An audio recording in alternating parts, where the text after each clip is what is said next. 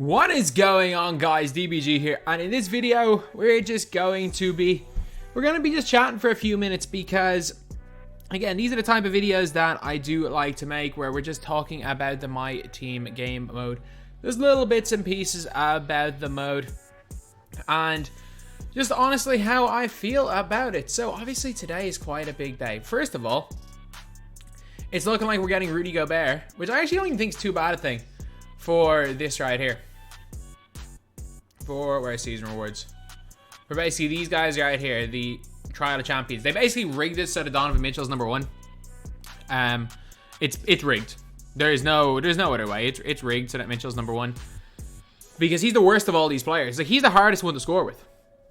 But there was an XP challenge for 1,000 XP where you need to use Donovan Mitchell, and I was seeing a bunch of people obviously doing that challenge for 1,000 XP. And that has gotten Donovan Mitchell right up to #1, from last place to #1. It's clear no one's using any of these cards, but apparently, rumor is the teammates are the guys from Token. I don't know how true it is. Well, rumor is it's Ingram for Zion. It is, I can't remember who the Sixers player was.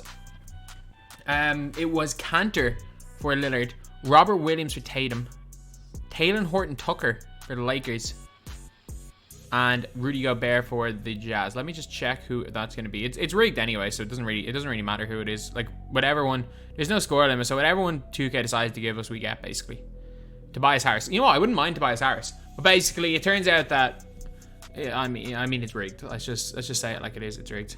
So, anyway. The out of position cards have come out today. So I'm telling you this right now, I dislike it and I don't dislike it at the same time. Like, for my team right here, if I were to play an unlimited game, this would be my team, probably. If I were to play a tournament game, you know what, I just have Tom Van Ardale in there because I have him, but I would have Richard Van Ardale in there. But let me just chuck in a 2-guard. He's not gonna, let's be real, he's not gonna play. Deni probably, or maybe Obi Toppin. Obi Toppin is basically just Penny Hardaway. He's basically just Galactic Penny Hardaway, but 2 inches taller. But for me, I think Deni offers a bit more. I think Deni has a little bit more going for him. Like, this is my squad. Like, my squad's elite. It is elite right here. This starting 5 is just pure unfiltered cheese. Like, it's madness. Like, I got a 7'7" small forward, a 6'10" 2-guard, 6'9" 2-guard. Like, I could quite easily put in E. I could quite easily afford jianlian. I just don't necessarily think that I want him that much because because I kind of want. The question is, like, do I put him in for Larry Bird? Like, I don't think I bought Cliff Robinson for 22k, and I'm gonna make a video on him because he's just. Nobody's talking about this card, and he's insanely good. He is a chicken man. But, like, we've got Manute Bol and Bol and Batum and Wiseman just to run through everybody. Like, it's ridiculous, this team. It is absolutely ridiculous. I don't even have much MT. Like, the guys that have their Kristaps and their Dikembes and stuff.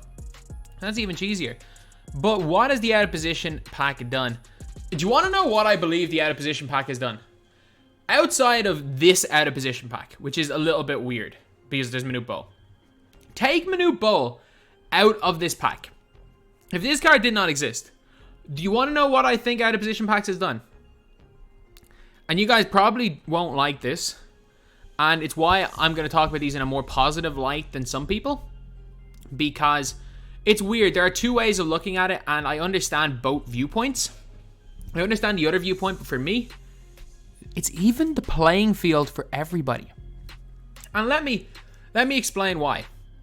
So, this year more than any year, I will say 2K put in counters for everybody. The last time there was no counters that were cheap was this card right here. When this card came out, there were no cheap counters. He could drop 70 points on you and there was nothing you could do because you had no centers until Dino came out. But then,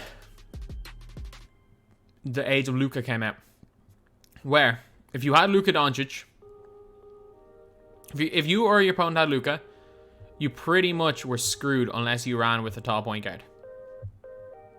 And tall point guards back then, I mean, people were running D'Lo. I ran D'Lo for a little bit. I was literally in season 5, or in season 4 and parts of season 5, I was running Bonga. I was literally running Bonga. Like, it was Bonga. Just because he was tall. And then they had Luka, who unless you had 100k for Lonzo, you couldn't guard Luka. And like vice versa, everyone had Lonzo or Luka. Like no one was running anyone except for those two guys because you were at such a big disadvantage. If you didn't have 100k MT, you were screwed. But then as the seasons went on, we started to get some nice players. And then when Warped Reality came out, I'm going to say this right now, Simmons was broken. If you had Simmons during Warped Reality, it was GG's. You were just dominating. You were going to dominate. No matter how good your opponent was, if you could hold the R2 button and knew the first thing about how to run angles in this game, Simmons was dominating. Yes, I get it. We had Justice Winslow. And I have to give 2K credit. They gave us Justice Winslow when they gave us Simmons because he was the only budget guy that could even slightly cope with Simmons. He was the only one that could even slightly cope with him. But then they gave us, obviously we had Simmons who was still dominating. Like he could dominate through fan favorites. We got nobody in fan favorites that could deal. We were manipulating matchups. And then Out of Position 2 came out. And all of a sudden, we had Boris Diaw and Nick Batum and Larry Bird. 3 different price ranges. We had the 2000 MT Diaw, we had the 10k MT Batum, we had the 30k MT Larry Bird. All did different things, but you know what they could all do? They were counters. They evened the playing field slightly. Yes, of course, LeBron James, DeMarcus Cousins, and Giannis were better. Of course they were. Of course they were.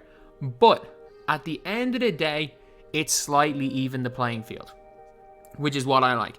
And everyone's complaining, oh, we've got too many tall point guards. We've got Andrei Kirilenko, a point guard. I mean, one of my biggest complaints from previous years was that if we had position locks every single year, it would be a case of Magic Johnson and Ben Simmons dominating if we had legit position locks. And you might say, oh, maybe they kept cards realistic. Man, they haven't kept cards realistic since NBA 2K, since 14. Since 2K14, cards have not been realistic. Anyone who wants to say there were realistic cards in 2K16, man, freaking any card could shoot from half court if you put limitless range on them. And you could do that to any card. What's his name? Cedric Sabalos is the best card in the game if you know how to use him. And in 2K15, we had an entire set of 99 speed with ball, speed, ball, and acceleration centers who were the fastest players in the game. So don't say that the cheese is a new thing. But I personally believe that these OP cards, and I don't even care, give us a Kirilenko. That's fine. That's fine. He is 5% better than Deni Avdija. He's better. I'm not going to make the argument that Deni Avdija is not better, or that's better than Kirilenko, because he's not. But if you give, for example, if you give Ty Deni Avdija and you give me Andrei Kirilenko, Ty's beating me. That's, again, 2 players you guys know of. If you give a random player Andrei Kirilenko and you give me Deni Avdija, I'm probably beating them. Like, it's simple as that. The game is now in a position where, in terms of competitiveness, like, first of all, the game's terrible. The game is terrible. Like, being good at this game doesn't mean much. It just means you know how to exploit. And in fairness, that is something. The game, this is the worst gameplay we've ever had. The game's awful. But at the end of the day, like, the better player does tend to win. Like, yeah, sometimes algo will screw you, but it's very rare that you lose to a much, much worse player. As much as you have in your head saying, my opponent was terrible, I lost, most of the time, it's just not the case. If you lose in a close game, even if you might be screwed. You can lose in close games to algo, but there's not a significant skill gap. As in 20, 30 point skill gap. There's never a case where you're 30 points better than someone you lose, or you're 30 points worse and you win. That just doesn't happen in 2K. That just straight up does not happen.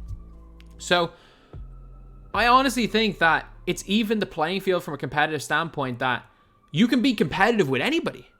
Especially now with these packs. Because it stopped the Ben Simmons cards of the world dominating. I think the game is broken because of the way tall players move. Tall players move too fast on next gen. Tall players burst too fast on current gen. Tall players' movement has broke the game. So, but the problem is that if you limit the tall players to just like Ben Simmons, everyone else is screwed. Unless you have a Simmons, you're screwed. And what 2K have done is they put so many ridiculous, absolutely ridiculous, unrealistic cards that from a video game competitive standpoint, it's actually a lot better than if we didn't see these. I think the competitiveness of the game is better now than it was pre-out of position packs 2 weeks ago, because it used to be if you had Ben Simmons, you were just going to dominate and everybody. There was no counter to Ben Simmons basically until 2 weeks ago. And now we have like 5 counters. Heck, like Deni, Avdija, Obi Toppin, Larry Bird, Nick Batum, to an extent Barsdale, all guys that can counter the Simmons card. But let's talk about the other standpoint. And it is that it is making a mockery of the game. And I understand it. I fully understand that standpoint.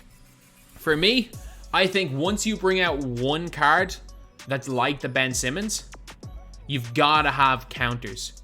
Like, there's got to be, from just a pure video game competitive standpoint, when you bring out a god tier card like this, you got to have counters. Otherwise, the game's just going to pay to win.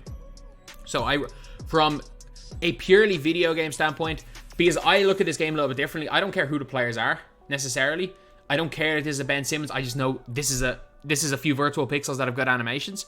But if you are of the perspective of you want it to be more like real basketball, if you play this game mode because you want to use some of your favorite NBA players, you want to like just have a basketball experience, these out of position packs have basically meant that you're just not going to be able to do that. For example, like with the Ben Simmons is the best example, because he basically is the reason why I like the out of position packs and the reason why some people would hate it. When Ben Simmons came out, only 1 of every 5 people had Ben Simmons. Let's be realistic that when you played. And maybe of the other 5, 2 would have Justice Winslow. Which meant that 2 of every 5 games you played, you're probably playing against somebody that has a 6'4" or under point guard. And that means if you really like Cole Anthony, for example, you can use Cole Anthony. If you really like Dame, you can use Dame. If you really like Westbrook, you can use Westbrook. But now, you just can't. Simply put, everybody has got a giant point guard. And yeah, maybe if you want to argue, oh, I use these guys and I have success, then fair play to you. Keep doing it. But you're putting yourself, you are putting yourself at a disadvantage. Like, you saying you're going to use a small point. If you're saying you're going to use a small point guard in my team, you can win. You can be good enough to win, but you are putting yourself at a disadvantage. And that is they're the type of players that these out of position packs have ruined. Because now instead of, say, 2, maybe 3 of every 5 games you're playing as a 6'4" or under regular size point guard, now it's 1 of every 10 games with unlimited. You run in 1 of every 10 games, I reckon, you are playing against someone that isn't running one of LeBron, Giannis, Simmons, Batum, Larry Bird, and I reckon Deni, Avdija, Obi Toppin, or one of these, Kirilenko or Odom, or unseld. Like, they are all incredibly easy to attain. Or not only that, you can get someone at every price range. If you're on a low tier, you can get yourself a Deni, if you're on a low tier, you can get yourself a Barsdale or a Toppin. If you're around the 8 to 10k range, you can go for a Batum, you can go for a Deni. If you're in the 30k range, you can go for a Larry Bird. You can go for probably a Chandler Parsons. I haven't even looked at his price. If you're in the 50k range, you can go for a Wes. Like, there are just options. Or a Josh Smith. Him and Wes around. Wow, Josh Smith's only 20k. He's a steal. He's an absolute steal, by the way. But yeah, it's a weird one. They've changed the meta of the game. They have changed everything about the game. And they're, on one hand, again, it makes a complete mockery of the game of basketball. And I'm not going to make an argument for that. It makes a complete mockery of the game of basketball. But it also, I believe, improves MyTEAM as a video game because it brings more balance into the game. I mean, more balance into a broken... It's balance in a broken game. But it does even out the playing field a lot for guys that don't spend all their money on this game. So, my opinion is mixed on this. I don't know if I like the fact that they've done this or not with out-of-position players. But for me, I feel once we see the Simmons, the floodgates are open. Like, I think that once Ben Simmons enters the game, and I'm not only talking about just normal Ben Simmons, like the tall Ben Simmons that can't shoot, that's fine because he's a weakness. Magic Johnson, especially because he couldn't run, he kind of has weaknesses. I think as soon as you put in the half range extender, very quick, dunking on everybody Ben Simmons in the game, As soon as that card comes into the game, you got to put in counters. And I think 2K did a really good job of doing that. So from a balance standpoint, from a video game standpoint, I actually really like the out of position packs. I think that they offer a lot of variety in teams, because now you're not seeing just every team with Ben Simmons. Sometimes you're seeing Simmons, sometimes you're seeing LeBron, sometimes you're seeing Giannis, sometimes even on God Squad teams you're seeing Batum. Sometimes you're seeing Larry Bird if they want to run through their 2 guard and just want to cone a point guard. You're going to see some AKs, you're going to see some Lamar Odoms. You're going to see there's so many good players, you're going to see a variety of players. I just think from a video game standpoint, what they're doing is actually pretty good, because you just see more variety and stuff. But there is a but. It completely makes a mockery of the game of basketball. And if you're in the comment section saying that you would rather it mimic basketball, you would rather it be basketball, you have a point as well. You have a genuine point. So I think that's an argument that I've been seeing a lot, is like some people that like the kind of cheesiness of it and some people that want it to be like regular basketball. At the end of the day, I don't care which it is as long as it works as a video game.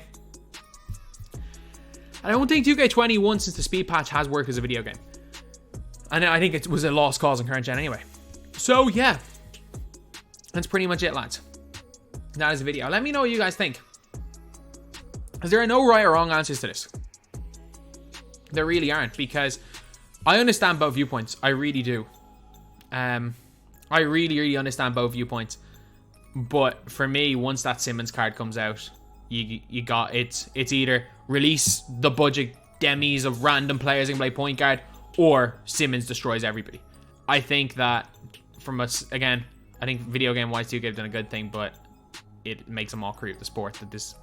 But this, you can't even call this a basketball simulation. This is a sport. This isn't basketball. This is a sport that looks like basketball. Let's be real. We've all played this enough to know that this is a sport that looks like basketball. This is not basketball.